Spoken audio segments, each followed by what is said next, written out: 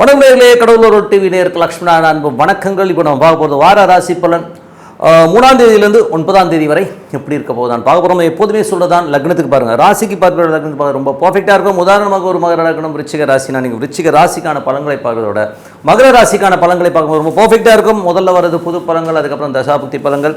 உங்களுக்கு என்ன தசாபுத்தி அந்தரங்கள் நடக்குதோ ஸோ அதை வந்து மிங்கிள் பண்ணி பார்க்கும்போது ரொம்ப பர்ஃபெக்டாக இருக்கும். அதுக்கப்புறம் வீடியோட எண்டில் டிப் ஆஃப் த வீக் இருக்குது, மறக்காமல் பாருங்கள். துலாம் ராசிக்கு வந்து பார்த்தீங்கன்னா உங்களுக்கு ராசியாதிபதி சுக்கிரன் வந்து 6ல் வந்து உச்சமாக 6ல் உச்சமாகும் போது என்ன மாதிரி விஷயங்கள் ஸோ 8ஆம் அதிபதி 6ல் உச்சமாகிறதுங்கிறது வந்து வேலை விஷயங்களும் ரொம்ப கேர்ஃபுல்லாக இருக்கணும். ஓகேங்களா, நல்ல ஒரு பெரிய பதவி கொடுக்குறேன் அது கொடுக்குறேன்னு சொல்லிட்டு யாராச்சும் கூப்பிட்டாங்கன்னா திடீர்னு கம்பெனியை விட்டுட்டு இருக்கிற கம்பெனியை விட்டு இப்போ போகாமல் இருக்கிறது ரொம்ப ரொம்ப நல்லது. ஏன்னா வந்து உச்சமான கிரகங்களும் கவுத்து விட்ருவோம். ஸோ அதனால் கொஞ்சம் கேர்ஃபுல்லாக இருந்துக்குங்க. ஏன்னா வந்து அது போகிற சாரம் பார்த்தா இப்போ குருடைய சாரம், அதுக்கப்புறம் சனியுடைய சாரத்தில் போகும்போது கண்டிப்பாக வேலை சம்மந்தமான விஷயம் ரொம்ப கேர்ஃபுல்லாக இருக்கின்ற அவசியம் இருக்குது, பார்த்து நடந்துங்க. அதுக்கப்புறம் பார்க்கும்போது உங்களுக்கு 2 மற்றும் 7ஆம் அதிபதியான செவ்வாய். ஸோ 2 7ஆம் அதிபதி செவ்வாய் வந்து 9ல் இருக்கும்போது நல்ல ஒரு சுப நிகழ்ச்சி நடக்கிற வாய்ப்பெலாம் ரொம்ப சிறப்பாக இருக்கும். பட் வக்கரமாக இருக்கும்போது கொஞ்சம் வந்து மனைவி சார்ந்த உறவுகள் வியாபாரத்தெலாம் கொஞ்சம் ஸ்லோ டவுனாக இருக்கிற மாதிரி இருக்கும். மனைவி கொஞ்சம் பிடிவாதம் பிடிக்கிற மாதிரி ஃபீலை கண்டிப்பாக ஏற்படுத்துங்க. அதுக்கப்புறம் பார்க்கும்போது உங்களுக்கு 3ஆம் அதிபதி ஸோ 3 மற்றும் 6ஆம் அதிபதியான குரு 8ல் இருக்கும்போது வேலை விஷயங்கள் ரொம்ப கவனமாக வரணும். புதிய வேலை கிடைக்குது, புதிய வேலை வாய்ப்பு வர மாதிரி இருக்கும். அதில் போய் நிறைய காசு கொடுக்குறாங்க, அப்படி பண்ணுறாங்க இப்படி பண்ணுறாங்க, நிறைய வந்து ஒரு இல்யூஷன் உங்களை வந்து கற்பனையிலே மிதக்க விட்டு அங்கே போனோன்னா அடின்னு அடிப்பாங்க. கொஞ்சம் உஷாராக இருக்கிறது ரொம்ப ரொம்ப அவசியங்க. ஸோ அதுக்கப்புறம் பார்க்கும்போது உங்களுக்கு 4ஆம் அதிபதி 5ல்.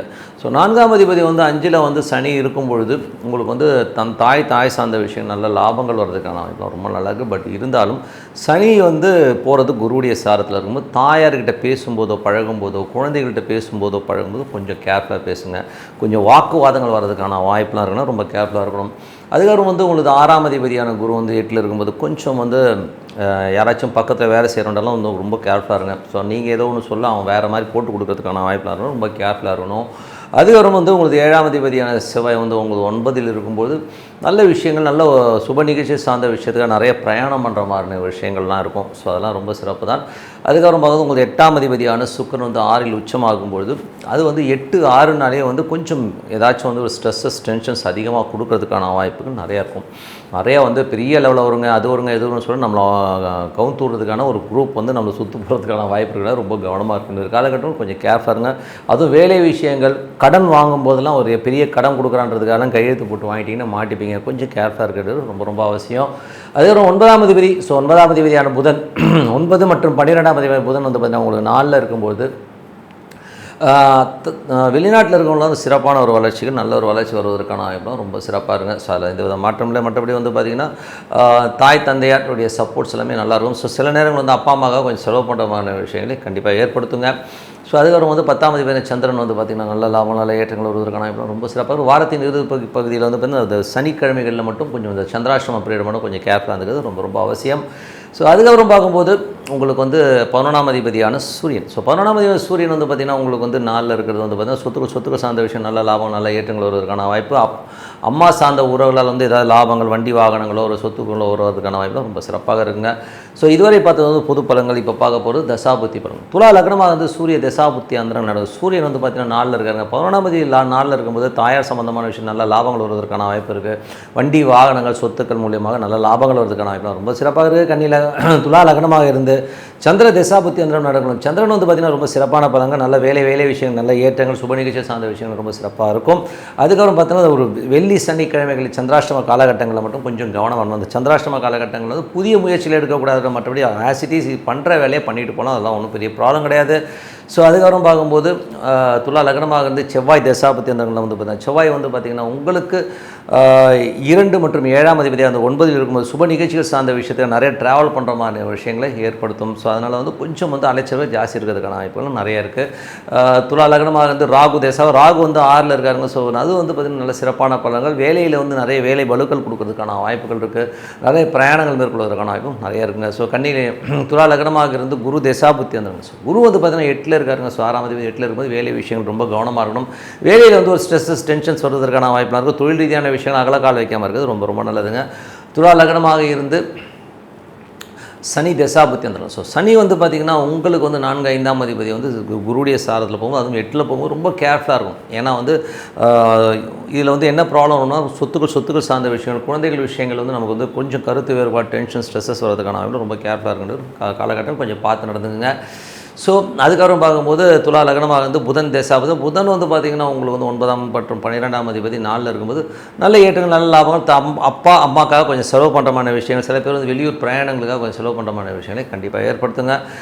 துலா லக்னமாக வந்து கேது தசாபதி. கேது வந்து பார்த்திங்கன்னா 12ல் இருக்கும்போது நல்ல ஆன்மீகமாக எங்கேனாச்சும் வெளியில் போகலாங்கிற எண்ணங்களை நிறைய ஏற்படுத்தும். சின்ன ஊர், சிறு ஊர் பக்கத்தில் போகலாங்கிற மாதிரி எண்ணங்களை கண்டிப்பாக ஏற்படுத்தும். அதே நேரத்தில் வந்து பார்த்திங்கன்னா தாயாரோட உடல்நலம் சார்ந்த விஷயங்கள் கொஞ்சம் கவனமாக இருக்கிறது ரொம்ப அவசியங்க. ஸோ அதில் வந்து கொஞ்சம் சின்னதாக வந்து ஒரு அம்மாவுக்கு வந்து ஒரு ட்ரீட்மெண்ட்டோ எதோ எடுக்கிற மாதிரி விஷயங்களை கண்டிப்பாக ஏற்படுத்தும். துலா லக்னமாக இருந்து சுக்கிர தசாபதினா, சுக்கிரன் வந்து பார்த்திங்கன்னா 6ல் இருக்கும். வேலையில் நல்ல ஏற்றுக்கு நல்ல லாபங்கள் கொடுத்தாலும் அது 8ஆம் அதிபதியாக வரனால ரொம்ப கேர்ஃபுல்லாக இருக்கணும். உடல் ரீதியான விஷயம் ரொம்ப கேர்ஃபுல்லாக இருக்கணும். இப்போ பெண்களிடம் பேசும்போதோ பழகும்போது வந்து ரொம்ப கேர்ஃபுல்லாக இருக்கிறது ரொம்ப அவசியம். அதே நீங்களே பெண்ணாக இருந்தீங்கன்னா நீங்கள் இருக்கிற சுற்றுச்சூழலில் கொஞ்சம் பார்த்து நடந்துக்கிறது ரொம்ப அவசியங்க. ஏதாவது புது வேலை கிடைக்குது, அது பண்ணுறேன் இது பண்ணுறேன்னா கொஞ்சம் பார்த்து நடந்துங்க. அதில் வந்து நம்மளை மாட்ட விடுறதுக்கான வாய்ப்புகள் நிறைய இருக்குது. பெரிய கடன் எதுவும் போய் வாங்கி சிக்கிக்காமல் இருக்கிறது ரொம்ப அவசியங்க. ஸோ நல்ல விஷயங்கள், நல்ல மாற்றங்கள்லாம் ஒரு பிரார்த்தனை அவசியம். மனதார இறைவனை பிரார்த்தனை கண்டிப்பாக அடுத்த லெவல் போகிறதுக்கான வாய்ப்பு ரொம்ப சிறப்பாக இருக்கும். Tip of the week. So tip of the வீக்கில் நம்ம இப்போ பார்க்க போகிறது வந்து பார்த்திங்கன்னா மகா கும்பமேளா. ஸோ மகா கும்பமேளாங்கிறது வந்து பார்த்திங்கன்னா 4 ஆண்டுகளுக்கு ஒரு முறை, 6 ஆண்டுகளுக்கு ஒரு முறை, 12 ஆண்டுகளுக்கு ஒரு முறை. அதுக்கப்புறம் பார்த்திங்கன்னா 144 வருஷத்துக்கு ஒரு முறை வந்து மகா கும்பமேளா. ஸோ இப்போ வந்து மகா கும்பமேளா நடந்துகிட்ருக்கு.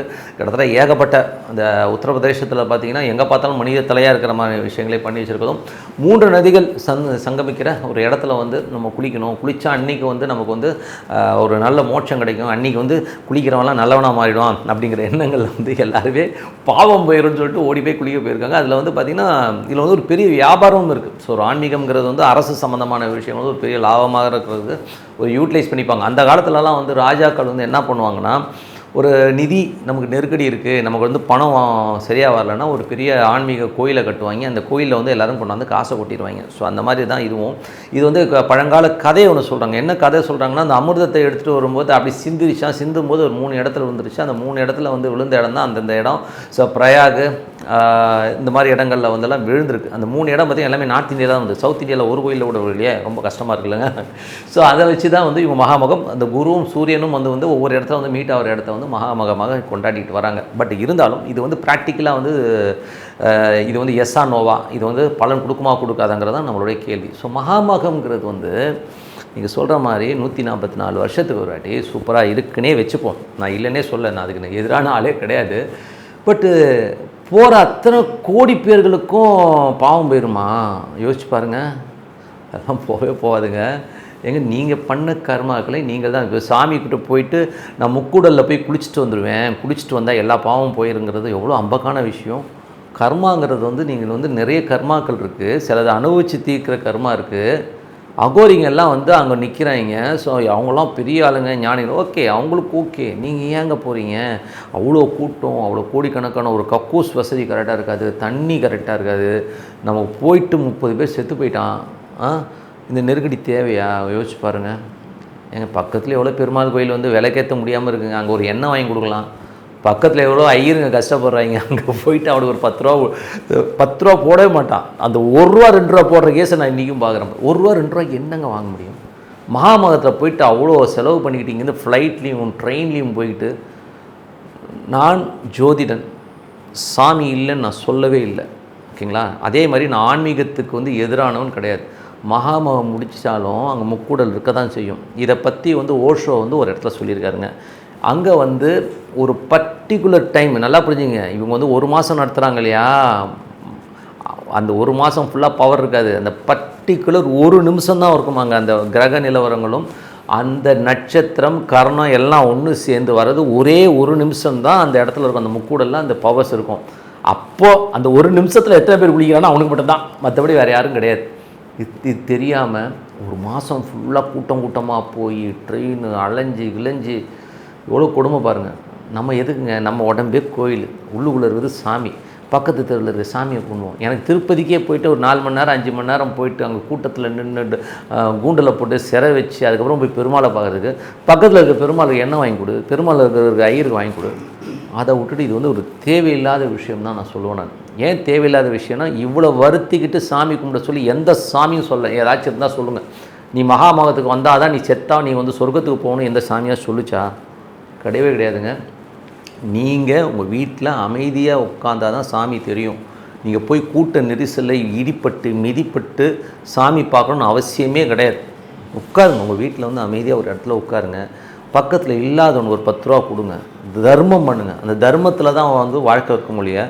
இந்த மாதிரி வந்து மகாமகத்துக்கு போனால் புண்ணியம் கிடைக்கும், அங்கே போனால் இது கிடைக்கும், பச்சை சேலை கொடுத்தீங்கன்னா உங்களுக்கு தோஷம் போயிடும், இதெல்லாம் வந்து ஹம்பக்கான விஷயம். தான தர்மங்கள் பண்ணுங்கள், வேண்டாம்னு சொல்லுங்கள். உங்கள் வீட்டு பக்கத்தில் நம்ம ஊரை விட்டுட்டு ஏதோ ஒரு ஊரில் கொண்டு போயிட்டு காசை கொட்டிக்கிட்டு நேரம் விரையும்.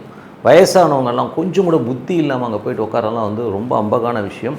தயவுசெய்து இப்போ திருப்பி போகணுன்னு நினைக்கிறவங்க கூட இந்த வீடியோ போட்டு தயவுசெய்து போகாதீங்க.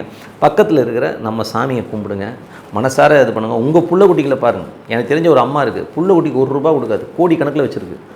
கேட்டால் ஒரு புள்ள லவ் பண்ணிட்டு போயிட்டான், ஒருத்தன் புள்ள என்னை பார்த்து பேசலை, அவன் நான் சொல்படி கேட்கல, எல்லாத்தையும் தூக்கி எறிஞ்சுன்னு சொல்லி தனியாக உட்காந்து கோடிக்கணக்கான சொத்து, யாருக்குமே ஒரு பைசா. அது போய் அந்த மகாமகத்துக்கு போயிட்டுருக்கு. இங்கே பாவம் அந்த பிள்ளைங்கள்லாம் வந்து கஷ்டப்பட்டுருக்கு. நம்ம பக்கத்தில் பெருமாள் கோயிலில் வந்து விளக்கேற்றது கூட எண்ணெய் இல்லை, ஈஸ்வரன் கோயிலில் பார்க்குறதுக்கு ஆள் இல்லை. இந்த மாதிரிலாம் இருக்கும்போது அதெல்லாம் விட்டுட்டு இவங்க போய் எங்கேயோ இருக்கிறது. கண்டிப்பாக உள்ள பக்கத்தில் இருக்கிற சாமி தான் உங்களுக்கு கை கொடுக்கும். என்றைக்குமே சாமி கும்பிட்றது தான் 1 கிலோமீட்டர் 2 கிலோமீட்டருக்குள்ளே இருக்கிற சாமியை பிடிங்கன்னு தான் சொல்லிட்டு உங்களிடம் விடைபெறுது உங்கள் லக்ஷ்மி நாராயணன். நன்றி, வணக்கம். கடவுள் அருள் டிவியை பார்த்தமைக்க நன்றிகள். மேலும் இது போன்ற தகவல்களை தெரிந்து கொள்ள கடவுள் அருள் டிவியை சப்ஸ்கிரைப் செய்யுங்கள். மறக்காமல் பெல் ஐக்கானை கிளிக் செய்யுங்கள்.